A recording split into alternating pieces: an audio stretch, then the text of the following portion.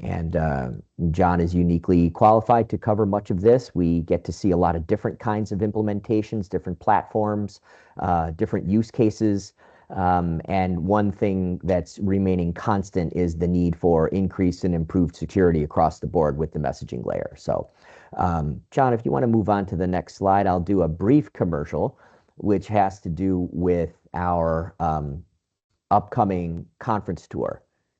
Can we go to that real quickly? So obviously today we're doing the webinar for MQ Security, but we have some upcoming events in the early part of September. We are going to be presenting at the Middleware Mashup Conference. John Carr will be leading that effort as well. That's held in Chicago, so if there's any of you folks in the Chicagoland area, we'd love to see you there.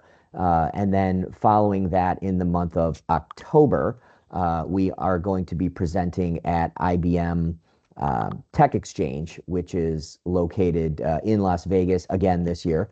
That'll be basically a week-long event, and there's a couple of sessions that we've got scattered throughout that.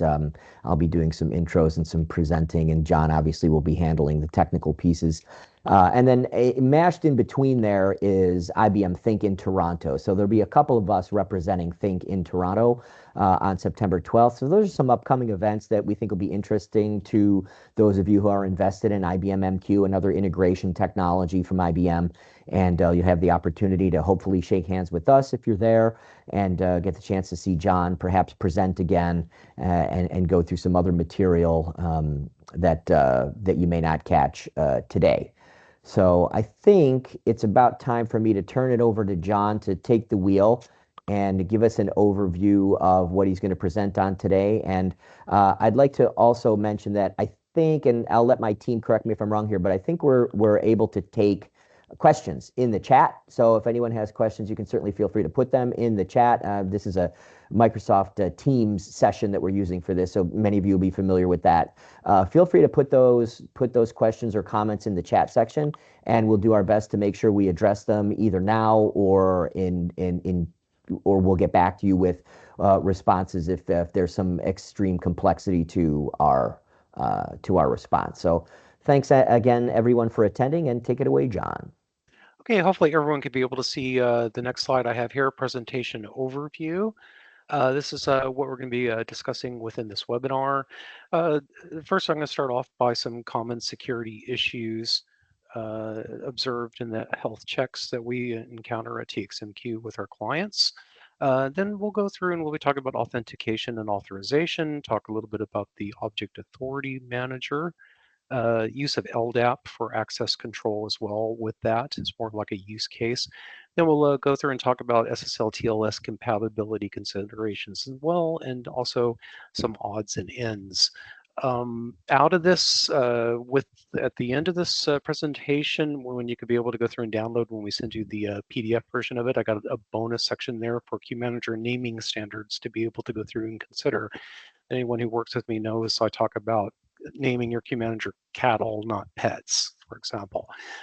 So that's something as a bonus that would be you could be able to check out on your own. And now we're going to go through and we will be talking about common security issues observed in the health checks. And anyone who works with me knows that I always like trying to go through and draw diagrams to go through and try to make out a point. And following this, where the red circles are over here, and then also with the purple ones, these are like some of the common things that we've ran across within health checks within clients.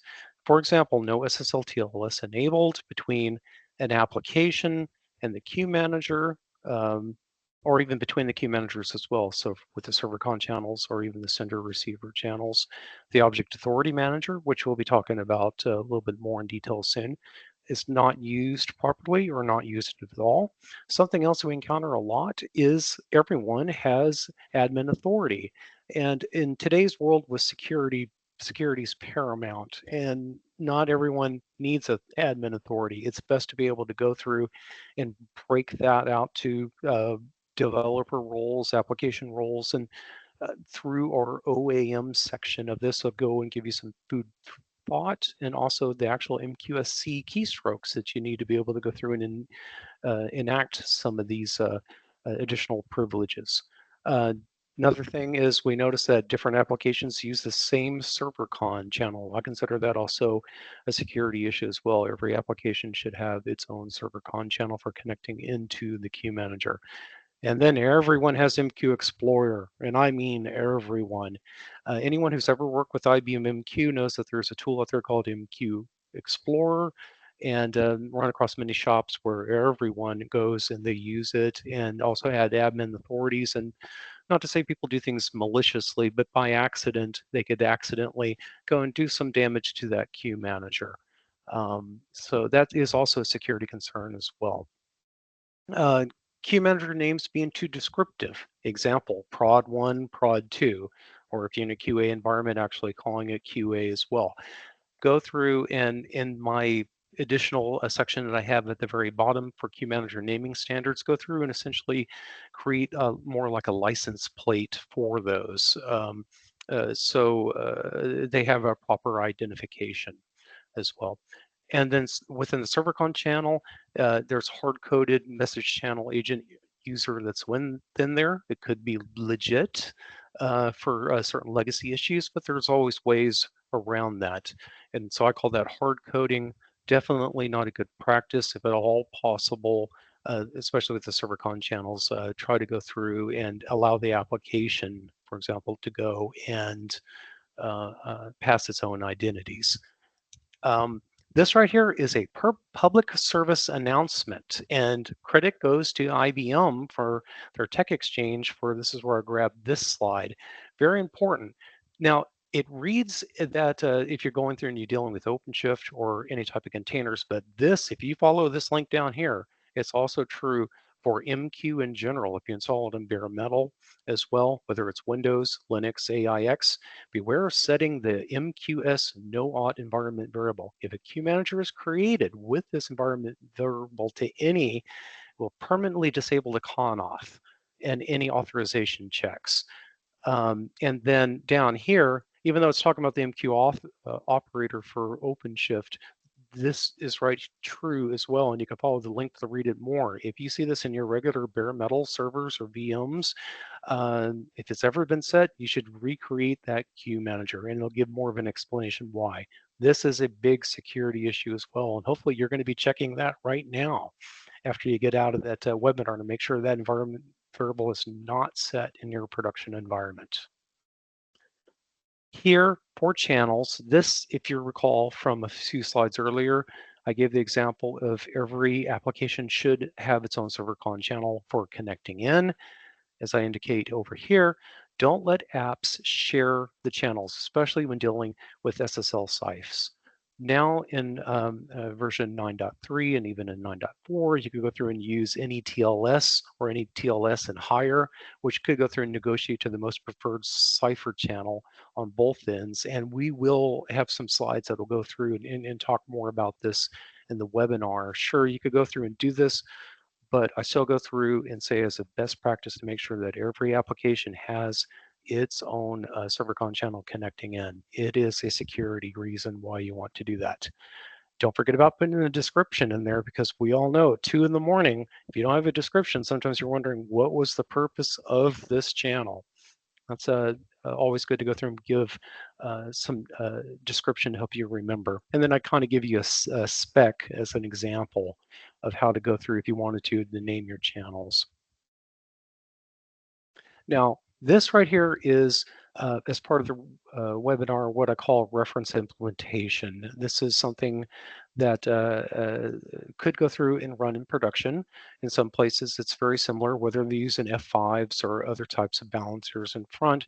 Applications will go through and they'll be connecting in. And then from there, being able to go from a different port and then being able to go through and connect to a specific queue manager. Active standby, for example, or even if it was on a container as well. Applications use a secure channel to connect to the queue manager. More slides coming on that. In this case, for reference implementation, LDAP will be used for authorization and authentication. The apps connect through F5, and it's an effort to be able to go through and hide the details about the true queue manager's location. Again, security is always paramount in today's world. We're trying to do everything we can to go through and abstract out where essentially these products exist. Now, as we go into authentication and authorization, this right here, and to go through, and I should say to give a little explanation first. When I go through and I say authentication, that's basically whether it's MQ or any other product out there. When you're going through and dealing with authentication, it's about being able to go through and say, do I know who you are? When an application tries to go and connect in, or even a user, do I know who you are based off of your credentials being passed to me? An authorization says, okay, sure, I know who you are, but what roles do you have and what will you have access to? So the authentication piece, for example, would be the auth info, MQSC commands that you go through and run. And then that would be for definitions used to connect to an LDAP server. I go through and I choose LDAP, and believe me, if anyone ever works with LDAP, and you're always working with other groups as well, it is a project by itself. I get it if you have to go through and make changes within the groups or anything else in there. So that's why I put this into the presentation for trying to make it a little bit more real world. The authrex, and with this presentation, these authrex could also be used for whether you're using OS level security or even containerization, which I'm going to go and show shortly as well. But the authorization piece is supposed to be definitions for what user and group can have access to which objects. Best practice when you're dealing with LDAP from experience, you make sure you go through and have at least 2 LDAP servers sitting out there. For example, in your core systems or your DMZ, there would be 2 separate LDAP servers or even prod or non-prod. And I know in the end that might be only up to your organization as to how many LDAP servers you have, but always recommend it at least you have 2.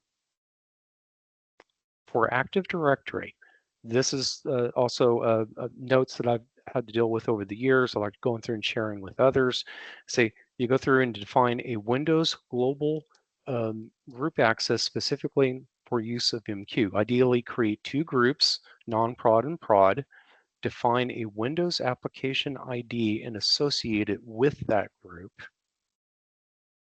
And then also to go through and say this will work with Linux as well. So for those of you who are Linux or AIX users, you got an Active Directory out there that you had to go and connect to, that does work as well with what we're talking about. Provide an ID group information to the MQ admin for authorization. MQ admins could use LDAP search on the user ID through the command line to inspect those results. LDAP search is a little tool that you could be able to go through and download and use. And I even have a tech note on that to go through and try to explain better how to use it. And it will be your best friend to be able to go through and peer into that LDAP server when you do queries to try to go through and think out how does the queue manager see things.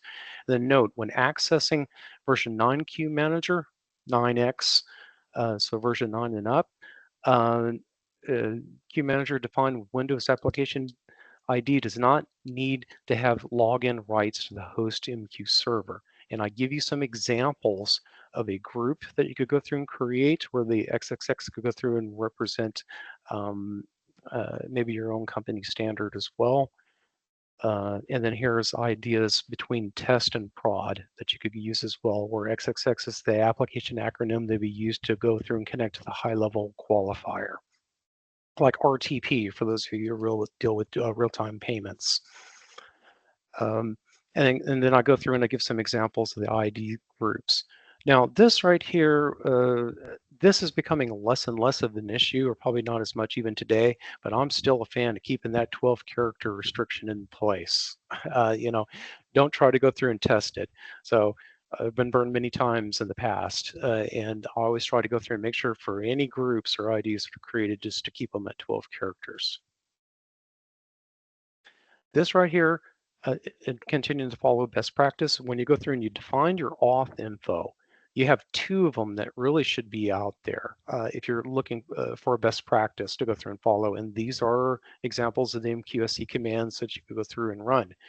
You create two auth infos, and then you assign one of them to the queue manager conauth, in which I go through and I give you an example right here, which would be based for this one that is actually created.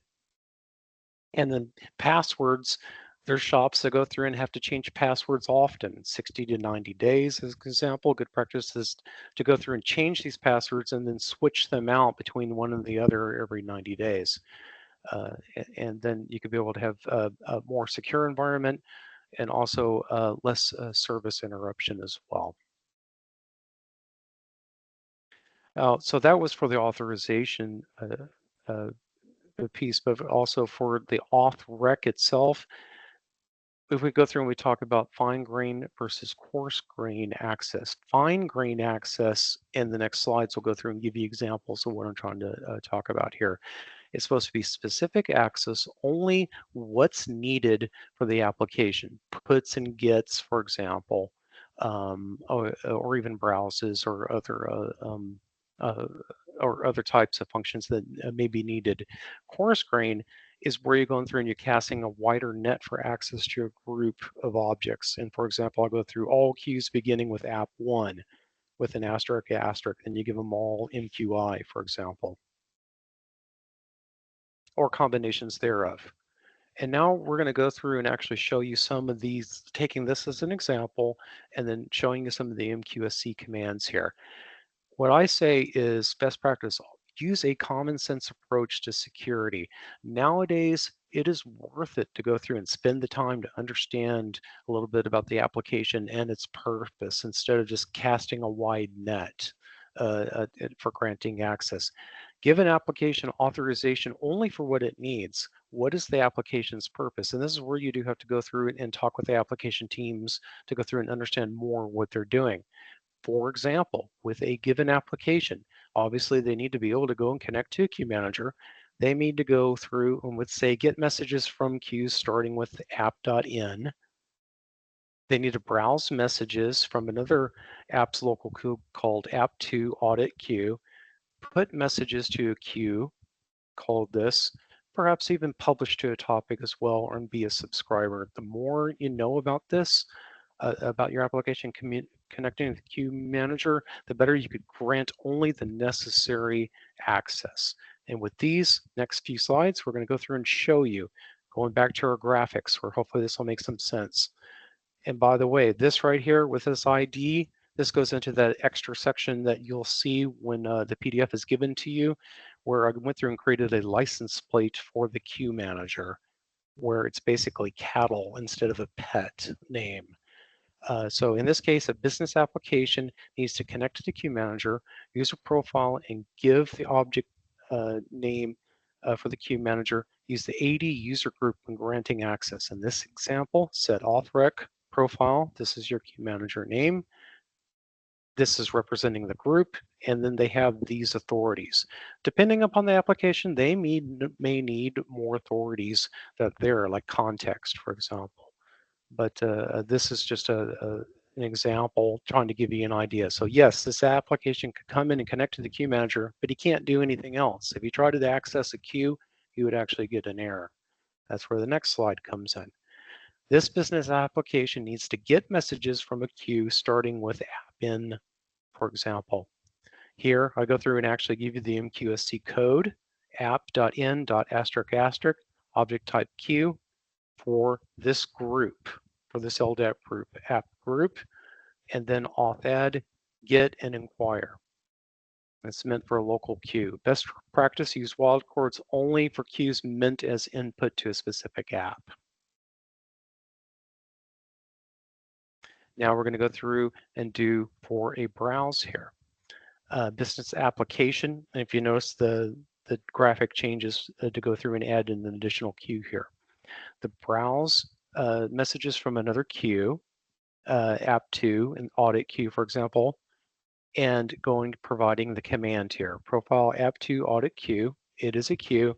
Anyone within that group or the applications that are part of that group, or the users, I should say, auth add would be inquire and browse. Best practice, be specific when granting and not doing wildcards when browsing another app's queue. And anyone who works with me, I'll also go through and I'll talk about, you'll hear in the data science world to talk about storytelling with data. Well, I have my own with MQ that I call storytelling with metadata, where you're going through and you're looking at all the definitions that are out there in the queue manager, this metadata, and then that will tell you a story about how the queue manager ticks and who could have access to it. So anyone will hear that from me quite a bit with storytelling. A business app, in this case, we're continuing on, say a business app needs to put messages onto a queue called this, and say user profile and give the actual queue object its name. It's meant for local and remote and for cluster queues as well. Best practice, be specific when granting and not use wildcards. And here I actually give you the MQSC code for the specific queue.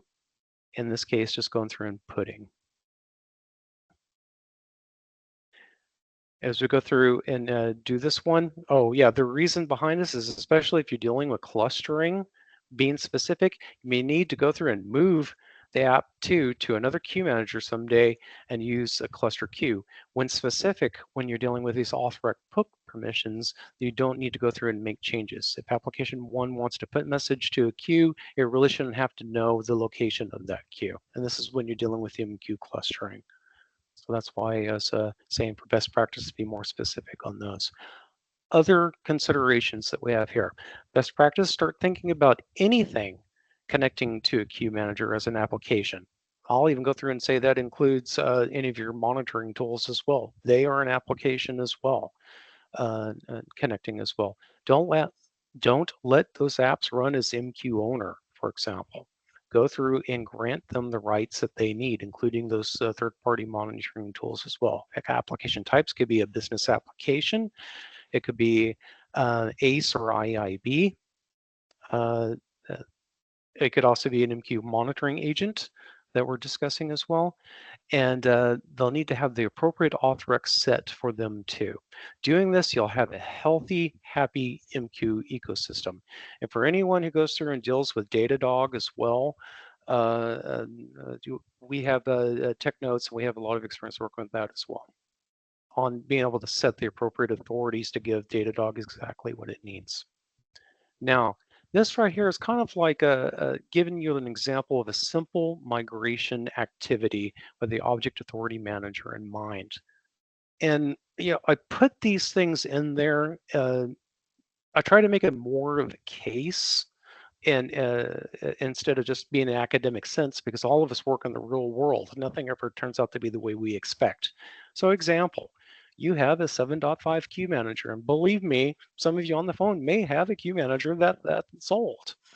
And it is shared by app 1 and app 2 for being able to go through and connect in. This right here represents the list of your aliases. Over here represents your local queues. App 1 and app 2 are shared by the queue manager. I call that a shared service queue manager, which is very common. App 1 team is ready to go through and migrate to 9.4, but app 2 team won't be ready to 2026. How often does that happen? Quite a bit. Well, there are different things that you could be able to go through and do with these matters, but within this example is to be able to go through and take an object inventory of all the queues and topics that are used by app 1 and review with the app team. This is your chance to be able to go through and do some house cleaning there. It's your opportunity to remove any unused queues or topics, any objects. Yes, I consider this part of security. Don't keep around artifacts if they're not being used. It's much like, when you move out of your house and move into another house, you don't want to just go through and put everything into containers that you're going to throw away when you show up at the other end. When you move into your new home, same thing here. This is your opportunity to clean it up. It's your opportunity to learn more about how these applications behave with the queue managers as well, the Titan security. So on this side, as an example, we have the MQ75 queue manager, and then a version 9 queue manager on this side, where if I went from the previous slide again to this one, you'll be able to go through and see I created a new queue manager and I moved over the specific queues or the aliases and the locals that would only be used by the application one. Now, this works well when you're dealing with MQ clustering. For those of you who are familiar with that, with MQ clustering, it could people could use that for load balancing, also being able to go through and route messages as well. And what I'm showing is an example of the essentially the pseudo MQSC commands for authrex that you'd go through and use for puts on this queue manager side, which will work for 7.5. And then over here, a version 9 queue manager, the auths that you go through and put as well to be able to have this work. And now you're able to go through and separate out the two queue managers if you really needed to, or when app 2 is ready, then you could be able to go through and do a final migration over to the new queue manager when they're ready and not hold up anyone else. And believe me, I know the real world, this happens every day. Or out of 5 application teams, 3 are ready and the other 2 ain't going to be ready to 2026. And you have to keep your ecosystem updated as best as possible. And let's say there's some additional commands that I was going through and providing. And then here is basically in the end what it looks like in the end using cluster sender receiver channels to try to give you an idea pictorially of what it would look like if you went through and you made these changes. Now, let's go through and have a sidebar conversation here. Security with containers in mind, and we're still talking about authrex, by the way. So we go through with our sidebar conversation with containers. In containers, it's recommended against using a local OS users due to security risks. And actually, I provide a link here if you'd like to go through and read more on the excellent article that was written up on this. LDAP is an option, yes, though that not very many shops go and employ it. The next thing is that, especially with nowadays with security, instead of just going through and when you connect to the LDAP server, you could go through and pass your password over to the LDAP server, and if it's not encrypted or it's not using LDAP-S, then it's unencrypted, and that could be considered a security risk. And some shops just may not be able to be at the point of being able to go through and use LDAP for some of those reasons. So this is where it's really nice in IBM that you could be able to go through with containers, or even you could do this on regular bare metal or VMs as well, because I've tried it out, where basically you're going to be using mutual TLS, and you can map out the cert's distinguished name to a user.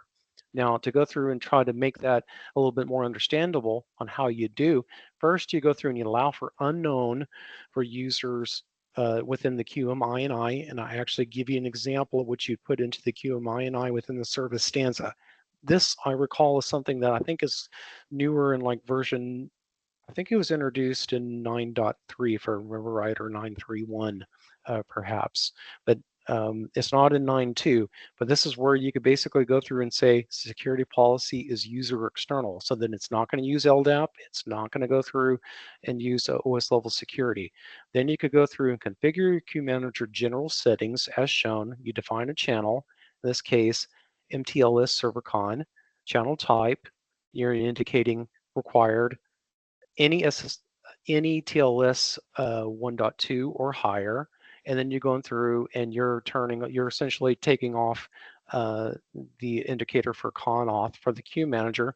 But don't be alarmed on that, because what you're going to end up doing is you're going to be using that information to be able to go through for the actual authentication authorization. Anything comes in that channel, and you could even go through and have from server name as well, but the SSLP, or the SSL peer, I should say, you go through and you say, okay, if it comes from this certain CN, then I want you to be able to go through. This is a blocker, I'm sorry, but if it comes in from a certain CN, in this case, application 1, team 1, for example, then go through and basically do a map this into app1 as the actual MCA username. Then from app1, you could be able to go through and say set authorec principal app1, indicate you for that application, he could connect and inquire from the queue manager, and this is the only queue that he could be able to go and do access with. We're not using LDAP with this. We're not using OS level security as well. This is actually taking um, uh, the actual TLS certificate that's coming in from the application when he's connecting through his server con, and be able to identify who he is and saying if he is application 1, then he could be able to perform these authorities. And this actually works well. And if you're going to use secure containers, definitely highly recommended. And of course, the other secure choice is LDAP-S as well. SSL compatibility considerations, because we often have to think about some of these here. TLS between queue managers. TLS provides both encryption and integrity protection between the endpoints. Can be used as authentication mechanism. And it's an exchange of certificates where y'all would exchange certs with each other. When certs expire and must be replaced. Pay attention to this thing because with certificates, because we see this too in health checks as well, or experience it where customers using a certificate and then expires and no one knows about it until Saturday evening at 7 o'clock at night. Then it has to be replaced. And I'm going to talk a little bit more about that soon. But here with SSL, with TLS between the queue managers, and try to give like a little example with my diagram here, and then their respective key stores that are in place. You could use TLS 1.2 or 1.3 support. And I'm trying to go through and tell a story here. Here is an example where you're being specific with an SSL CIF. What you can do is you could also go through and set any cipher spec on a server. So more granular control on one side, for example, for the sender channel, you go through and you indicate this is specifically the SSL CIF that I want you to use. And then on the receiver end, this is where you could go through and indicate any TLS 1.2 or higher. And if you go through and have multiple cipher specs, if a server con channel moves up to TLS 1.3, then it'll automatically be supported on this receiver end without you having to make any changes on the receiver channel. If you go through and try to have the queue manager go off and negotiate it. Now, this may also be something to go and have a discussion with your security administrator, because I understand nowadays the security admin says, no, we want you to be specific. Company's policy would say is we want you to be specific with this SSL CIFs. But MQ allows you to be able to go through and start using any TLS, for example, or higher, to go through and negotiate it. And also what is very entertaining with MQ is you could be able to go through and do negotiations on both ends, from your sender channel and your receiver channel, where both of them could be able to be negotiated, and let MQ be able to work out those details as well. It's very entertaining.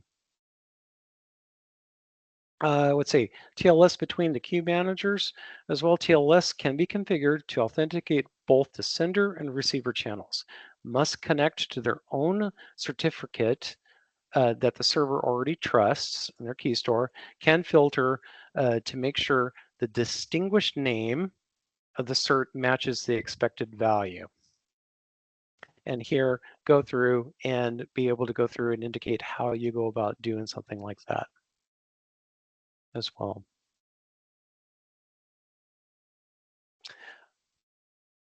And this right here, these next set of slides, I've always liked keeping them around and kind of keep them around for a reason.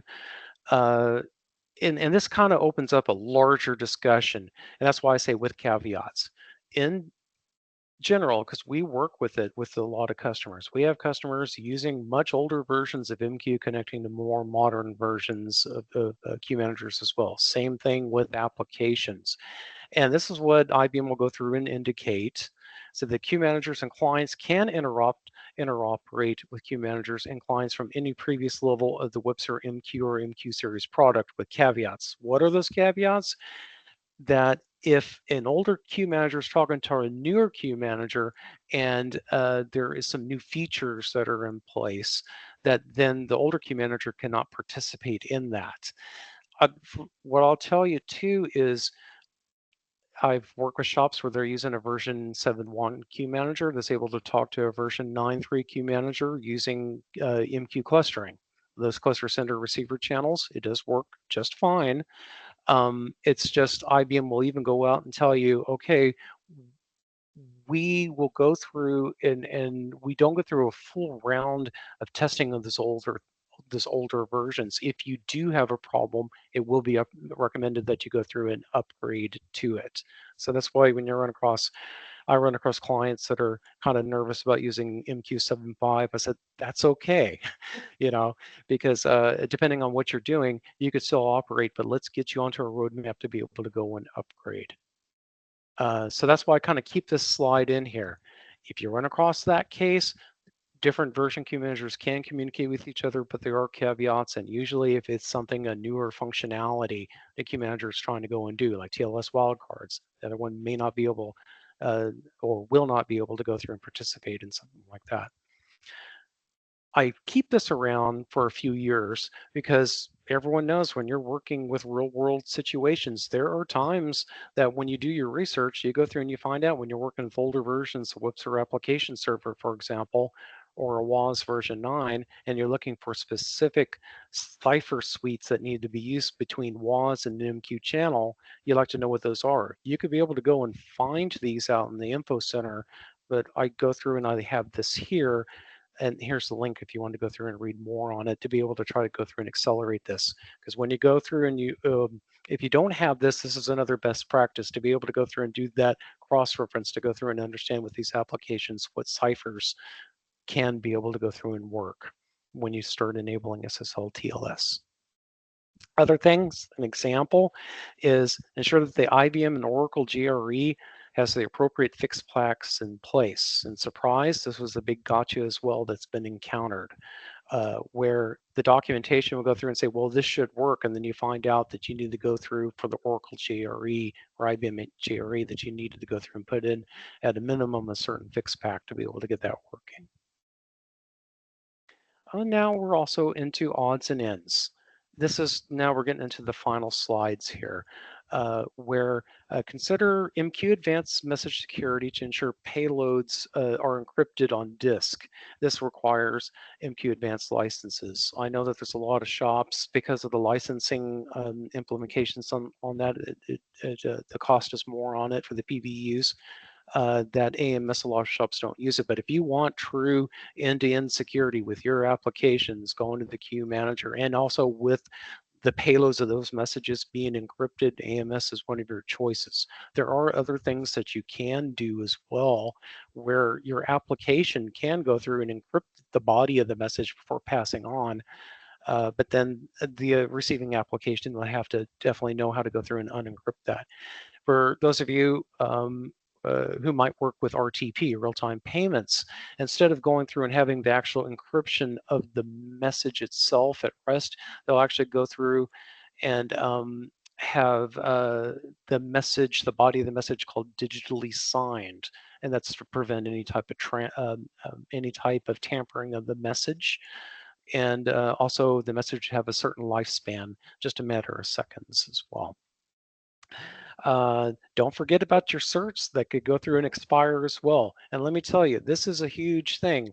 The more queue managers you have, and I shouldn't even pick on MQ. It could be anything that you're using that requires certs to go and manage. Whether you're doing it on a spreadsheet or you're using a third-party product like Venafi or something else, make sure that you know when those certs need to be renewed, so then you could be able to go through and push them out, so then you're not surprised in the middle of the night when a cert does expire. That is probably a huge issue that we go through and encounter because it's an ownership issue. No one is really taking ownership on when those certs are supposed to expire. At a minimum, keep it in a spreadsheet. You want something more high octane, get Venafi. That could help out. For TLS, use TLS 1.3 and possible. Ensure TLS is employed by setting that within the QMINI, and I actually go through and give you essentially the instruction to be able to go and do that. And also, best practice, set a minimum RSA key size as well. And then also consider using a certificate online cert status protocol CRL checking as well. The more you do this, the more that you go through and try to tighten up your environment, the safer the environment will be. And especially nowadays, we don't want to have any hacks. So this is why we have to go through and try to think about every possible scenario on what could possibly happen with your queue manager. And also go through and keep up with your fix packs on those queue managers. IBM, I think they started last year or maybe the year before. They have security fix packs that come out from MQ as well. So always keep up with those. Go through and do your updates a couple of times a year. Put those into your roadmap. And that is essentially all I have for this presentation. I am going to stop sharing and see if anyone has any questions here. Let me kind of switch back over so I could see everyone that's out there. Thanks, John. This is Miles again. So we haven't had any messages come in throughout the course of the presentation, but I did want to mention to the attendees, and I'll have Lindsay from my team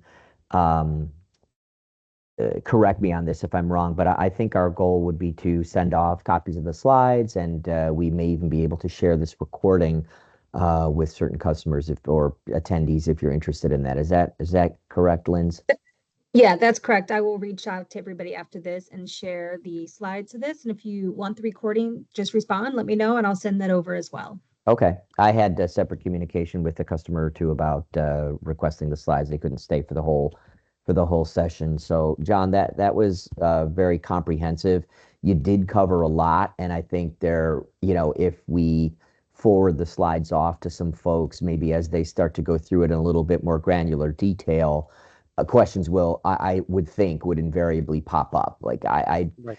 found my wheels kind of turning as you were going slide to slide, but nothing that I was going to stop and interrupt you about. But I think through the course of implementation, or if any of the folks on the call start to cross-reference their existing environments with some of the best practices that you mentioned, there might be a few, oops, yeah, I guess we didn't do that. Those kinds of things that and it's not uncommon, right? I mean, we're neck deep in MQ every day, right? And not all our customers are. Many of our customers are responsible for MQ and their end applications and any other number of software programs that they'll have responsibility over, or even full departments. So it's difficult to know it all, which is why we have some specialized skills and experience in these particular areas. So we've seen.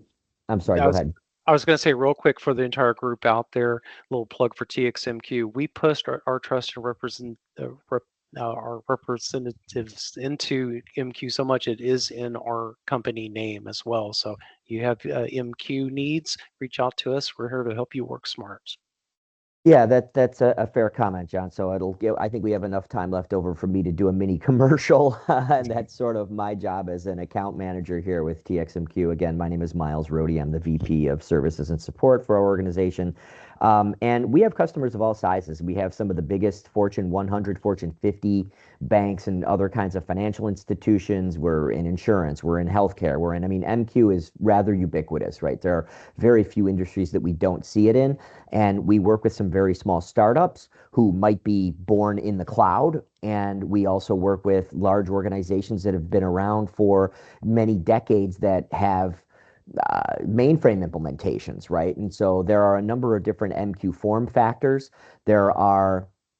Most of what John represented today is uniform across the board in terms of in terms of MQ support, security. But there are also some form factors that offer different options in terms of security. So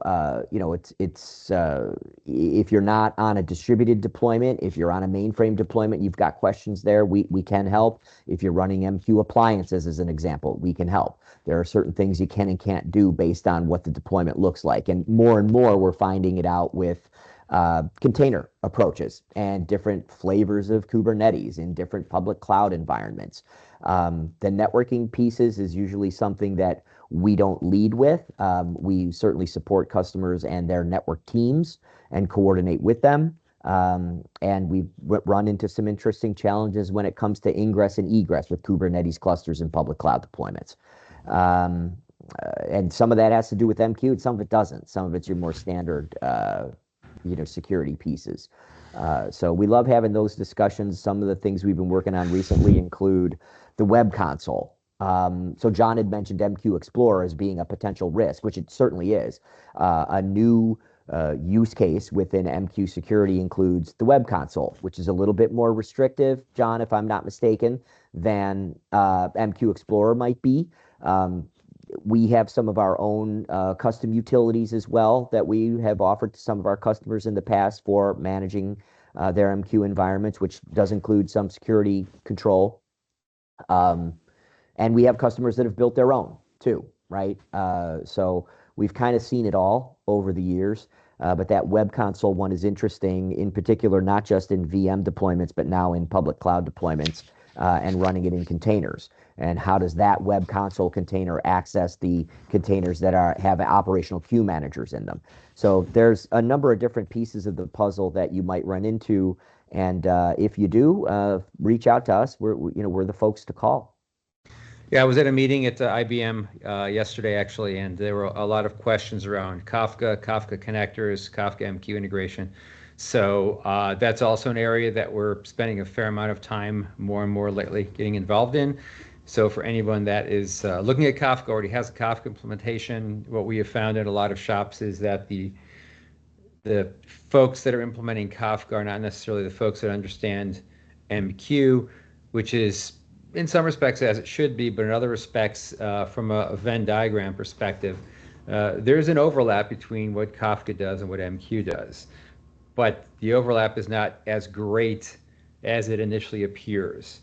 There are some distinct differences between ideal Kafka use cases and ideal MQ use cases. But again, there are a number of things you can do with either or. And we've had some customers that have migrated some activities from MQ pub sub to Kafka as an example, or just a number of different iterations of that. So that's a fun area that we've been doing a fair amount of work around. I mentioned custom connectors. There was some conversation yesterday around the insurance industry, around healthcare and connector integration for different healthcare systems. So again, one of our faults, which I jokingly call a fault, is that we're industry agnostic, which means we don't have any specific core strength in industry A or B or C or D. But that means we're in pretty much every industry: manufacturing, industrial, light industrial, payroll, healthcare, insurance, financial services, government, nonprofit, you name it. I'm not sure there's too many industries that we don't have some customers in, which just means that we understand a lot of different use cases. I'd also put in a plug. Miles did mention earlier that we're going to be out at the conference in Vegas. If you haven't given serious consideration to getting out to any of the IBM events, I would encourage you to do so. It's a big deal to get yourself out to Vegas and be out there for 2, 3, 4 days. The event runs generally Sunday to Thursday. You do not need to stay there for Sunday to Thursday. You can cherry pick and go Monday to Wednesday, Tuesday to Thursday.